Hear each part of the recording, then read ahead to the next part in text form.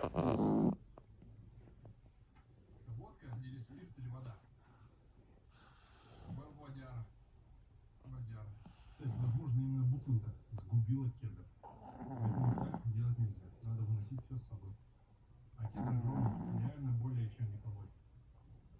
К сожалению, основная камера убрана. И снимать на нее я буду уже те места, в которых еще не было. Но здесь этот перегон, так его назовем, можно называть проще. Я надеюсь, она перебьет прозрачность воды, вот эту всю четкость. Даже свет нисколько не преломляется. Такая она красивая и тихая. Это ручей.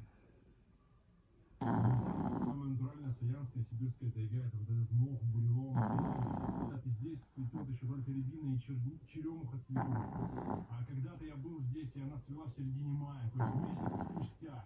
То есть на месяц запоздало зацветение. Вот. Тоже вот огоньки, якобы красоты.